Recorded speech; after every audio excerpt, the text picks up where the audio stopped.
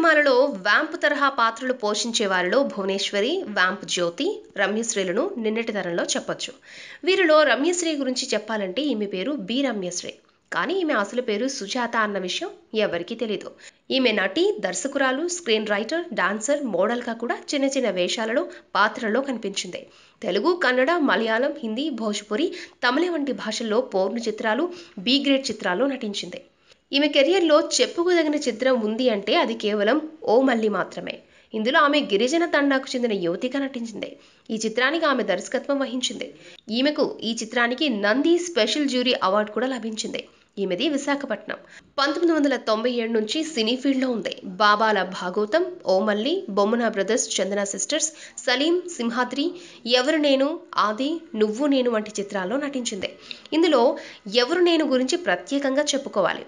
ఈ B grade vamp నటిని కృష్ణకు తెలియకుండా డైరెక్టర్ రంగారావు కృష్ణ పక్కన హీరోయిన్ గా బుక్ చేశాడు. పాపం కృష్ణ మంచితనంతో ఈ చిత్రానికి ఓకే చెప్పినా కూడా ఆయనకు ఆ చిత్రంలో హీరోయిన్ రమ్యశ్రీ అని తెలీదు. షూటింగ్ స్పాట్ లో ఆమెను చూసి ఆశ్చర్యపోయాడు. దర్శక నిర్మాత రంగారావుని పిలిచి హెచ్చరించాడు. కానీ సినిమా ఆగిపోకూడదనే మంచితనంతో పాపం కృష్ణ ఆ సినిమాని పూర్తి చేశాడు. దాంతో నాడు ఇండస్ట్రీలోని వర్గాలే కాదు, కృష్ణ అభిమానులు కూడా హర్ట్ అయ్యారు.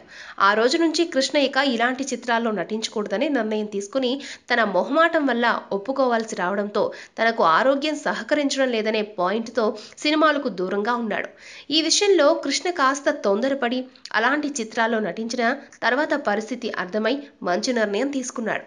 ఇలా ఆయన సినిమాలకు గుడ్ బై చెప్పడానికి ఓ విధంగా రంగారావు అనే దర్శక నిర్మాత రమ్యశ్రీలను కారణంగా చెప్పాలి. ఈ వీడియో మీకు నచ్చితే ఓ లైక్ కొట్టండి, మీ ఫ్రెండ్స్ కు షేర్ చేయండి. ఇలాంటి డిఫరెంట్ వీడియోలను మరిన్ని చూడాలనుకుంటే మా యూట్యూబ్ ఛానల్ ను సబ్స్క్రైబ్ చేయడం మాత్రం మరవకండి.